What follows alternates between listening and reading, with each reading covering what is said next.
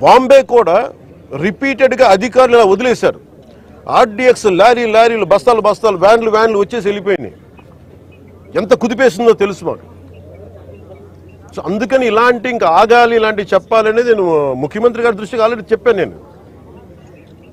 So మేము ఆ క్రమంలోనే ముఖ్యమంత్రి గారి ఆదేశాల మేరకు మేము కూర్చోబెట్టి క్యాబినెట్ మీటింగ్స్లో మేము కూర్చొని మాట్లాడుతున్నాం. దీన్ని చాలా కఠినమైన చర్యలు తీసుకోవాలి.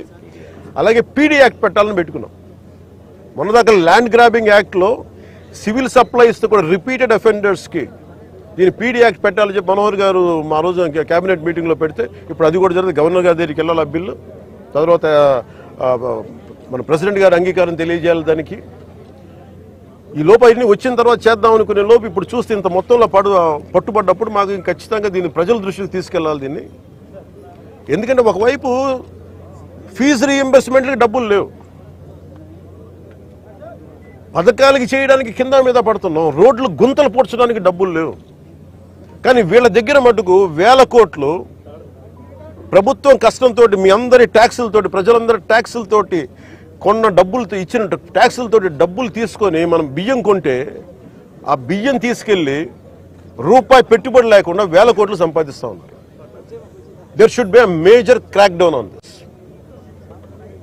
దీనికి మన భేదం లేదు. దీనికి అధికారులు కాదు, పొలిటికల్ వ్యవస్థ కాదు, ఎవరైనా సరే ఇది చాలా స్టర్న్ యాక్షన్ అయితే తీసుకోవాలి.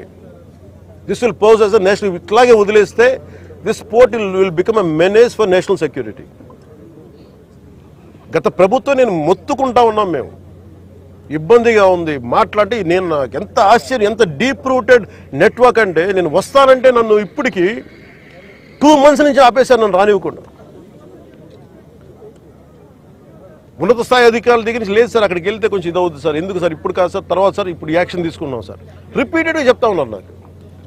నిన్న విసుగొచ్చి ఒకటే చెప్పాను, పోలీసు వస్తారా రండి, లేదంటే నేను కూర్చోబెట్టి నేను కారులో నేను వెళ్ళిపోతాను, అధికారులు నా పక్కన రాకపోయినా పర్లా.